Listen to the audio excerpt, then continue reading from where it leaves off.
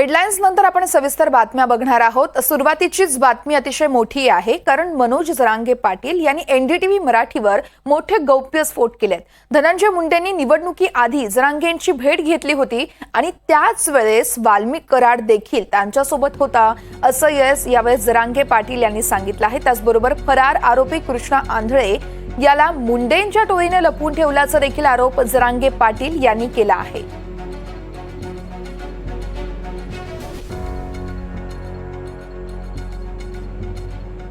पुण्याच येत होते ना त्यावेळेस, असं काय तसा तो धनंजय मुंडे आला, ते आला 2-2.5 वाजता आला असं अंदाजे सांगता येणार नाही आता त्याच्यासोबत त्याचे कार्यकर्ते, आता कोणासोबत कोणी आम्हाला काय माहित,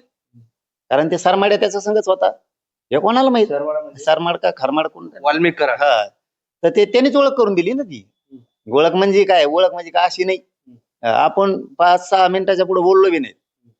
5-6 मिनिटाच्या पुढे बोललो सुद्धा नाही, बसलो आणि त्यांनी सांगितलं हे सरमाड किंवा असं म्हणलं हे का ते हार्वेस्टरचे पैसे बुडीनारा, ते लगेच बाहेर गेलं तिथून, म्हणजे कोणासंग कोणाच आपलं काय माहिती, आणि इतक्या नालायक असते तर येऊ नाही दिलं नसतं, आपण ते आता नेता असतो, प्रत्येक नेता त्या संघ कार्यकर्ते घेऊन आला की ते ओळख करून देतो, अशी असं होतं, आलं होतं ती निवडणुकीच्या टायमाला त्याची टोळी, ही टोळी दुसरी कोणाची नाही, ही धनंजय मुंडेची टोळी, पुरी जात त्यांची बदनाम करून टाकली यांनी, खाली मान घालून जगायची वेळ त्यांच्यावरती आली फक्त यांच्या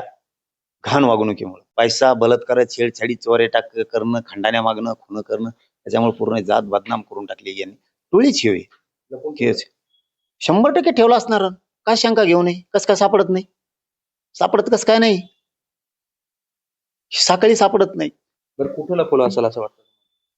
अरे इथंच असं जवळच कुठं उगा हुलदा किती तिकडे गेलं तिकडे गेलं त्या राज्यात गेलं, अरे काय राज्यात फाज्यात गेलं, इथंच असं बिडात कुठंतरी नसतं असं नगरपशी, किंवा मग इकडे बुलढाण्यात असं नाही, ते सिन्नरकड तिकडे असं लय लांब नसणार आहे, हे इथंच असणार आहे, कारण चॅनलच्या बांधावून दाखवलं त्या दिवशी की ते पुण्याला अटक होता आणि ते करमाड अटक होतानी इथून गेला जणून कोणत्या टोल नाक्यावर, याचा अर्थ ते बिडतच होतं मग, हेवी असं मग इथंच नसतं कुठं असं, मग संशय येणार नाही तर काय होणार,